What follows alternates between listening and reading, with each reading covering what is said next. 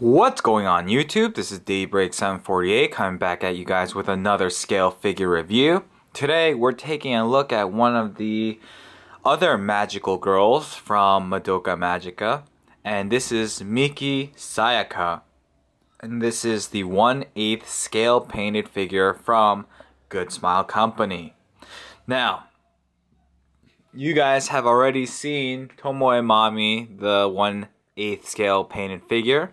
So let's continue on with Sayaka here.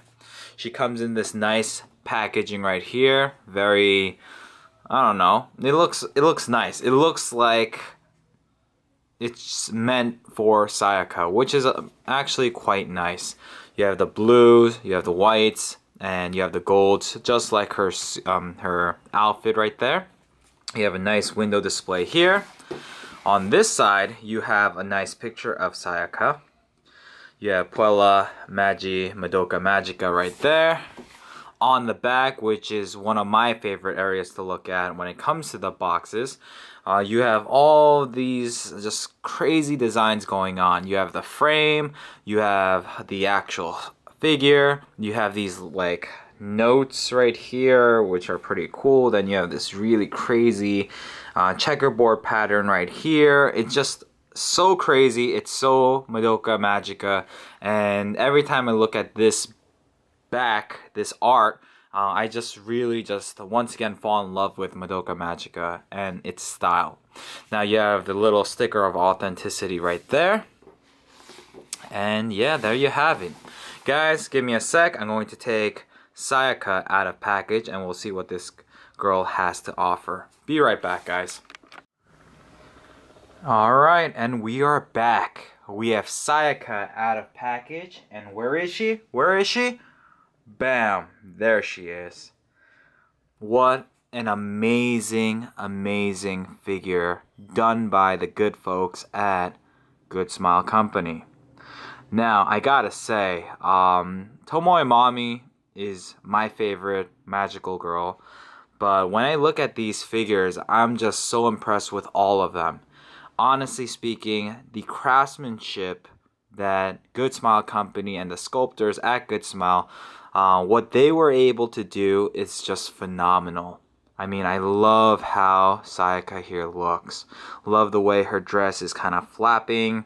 And just, yeah, it looks just so natural, so nice, so just elegant. It's just perfect. Now, obviously, because we're on my channel, we're gonna start off by taking a look at the accessories. So poor old Sayaka right here is going to be off screen for a little bit, but she'll come back. So here we go. What do you get with Sayaka? First thing you get are a set of hands. Just like any good old Figma, you get hands. Now, what are these hands for?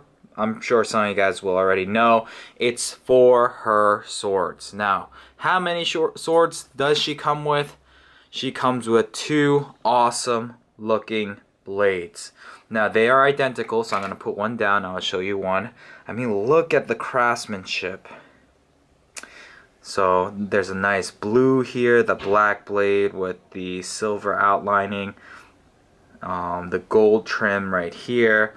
It just looks so spot on. Now be very careful, like I said in the past with any sword or any accessory, be careful where you're holding, because this is a brittle plastic piece and I tend to forget that, so I usually hold here, and when I'm finicking the hand around, I usually like push through, and that tends to give a lot of pressure on this joint or this point right here, and if you're not careful you can snap it. So be very careful, guys. But yeah, there you go, you got 2 of those. And the last accessory she comes with is an awesome display base. I really love the color. The color is so Sayaka and it's just awesome. Now, it does have a little bit of dust because I kind of dropped it on my carpet just now when I was taking it out. But look at that. I love the simplistic look of the base, and yet it captures the likeness of the character in so many ways. It's not even funny. Now, real quickly, I'm going to put the display base down. I'm going to try and put her on the display base. Now I think, yeah, there are some peg holes right here. So you just line it up and hopefully they'll go in. Bam! There you go. We have Sayaka on her base. She's looking natural, very elegant, very flowing. So here we go. Let's take a look at Sayaka, guys. Face sculpt, that is Sayaka. It's just her. I love the hair. I love how they kind of did this whole transition from this light white or light blue material, and then they go darker. It gets darker as you get to her strands. Her face right there is just so spot on. I loved her eyes. I love the little blush that they put on her. And just her expression is just adorable when you're looking at it straight on. When you take a look at just all of the different little knickknacks that they put on this character, it's just amazing. I love the little wrinkles around this piece right here. I love the gold accents around her chest, the gold accents on her, just this piece right here, the shirt, those little wrinkles right here. And even if you look closely, you see her little emblem right there on her belly button, or where her belly button is supposed to be. So that's just so nice. Also, something to note, this piece right here, her cape piece, they did not skip out on any of the details. You see the gold right there, just so nicely done. Amazing. Now when it comes to her cape, look at that. You see a lot of a little wash, or a little bit of wash goes a long way, and you clearly see that it makes the cape look more dynamic. Now, going towards the lower half of the figure, like I mentioned a couple of minutes ago, you see the wrinkles of her dress, and so it looks like she's actually wearing a dress and she's just kind of moving, and the dress is moving with her body and the wind. So that looks so nice. Now, one thing, I'm not sure if they meant to do this, but if you take a look at like the ridges of her dress, you see a little bit of blue. Now, is that just a defect where they kind of messed up with the paint job, or was it supposed to be like that? I honestly don't know, but it looks like it's all throughout the ruffles of her skirt, so I'm assuming that that was intentional. Now, am I the creator of this figure? No, so I do not know, but it does look nice nevertheless. Her stocking piece looks just beautiful. I love the pearlescent white that they used. The little buckles that that Sayaka has on her thighs look just spot on. Her shoes look beautiful. Just everything about her looks beautiful. Alright guys, now obviously I'm not going to have her like this, even though she looks adorable like this. I want her with her badass swords. So how do you put those in? Well, here we go. You go to one of the hands and you literally just pull out. Be careful, because unlike the fairy tale figures, these joints are quite small. And of course, she's a smaller scale or smaller or more petite character. So, yeah, I understand why they did that.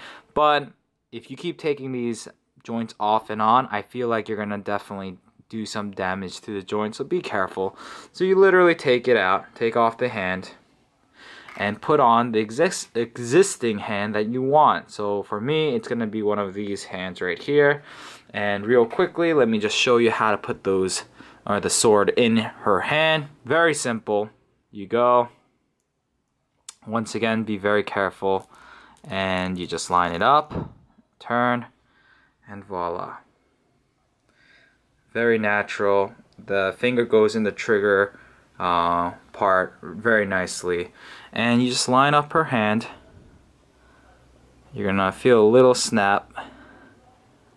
There you go, and there you have it. Let me just zoom out for you. Bam! There is Sayaka with one of her awesome blades. Now guys, give me a sec. I'll be right back with the other hand with the other sword, and let me show you guys the finished product, and we will call it a day. Guys, give me a sec. I'll be right back. Alright guys, and we have Sayaka completely posed with her dual swords, and she looks badass. She is an amazing figure that I am so happy to have in my personal collection, and I wouldn't trade this figure for the world. Pretty much any of my figures, to be honest, I wouldn't trade it for the world. But these scale figures have really just established a place in my collection. So they will be here with me till the bitter end. Now, real quickly, just want to show you Sayaka here with one of her partners in crime. There you go. It's Tomoe Mami. They are part of the same anime, if you have not noticed. And yeah, they look beautiful together. Good Smile Company has really nailed it with these figures, and I am a fan. I love these figures, and if they do come out with more Madoka Magica goodness from Good Smile, I am definitely on board. And I know the Demon Homura, or the Devil Homura, is coming out. Hopefully it's not as expensive. It's gonna be expensive, but not too crazy expensive. If so, if I can find it for a good deal, I'll definitely pick it up. But yeah, guys, if you haven't picked up your Sayaka or Tomoe Mami, I highly recommend you do so, especially if you're a Madoka fan. And let's say if you don't have enough money to collect them all, just collect your favorite figure. Like a standalone piece, as a standalone piece, they get the job done. So yeah, I hope you guys enjoyed this figure review. Please rate, comment, and subscribe. And until next time, this is Daybreak 748, and I'm signing out. Peace out, guys.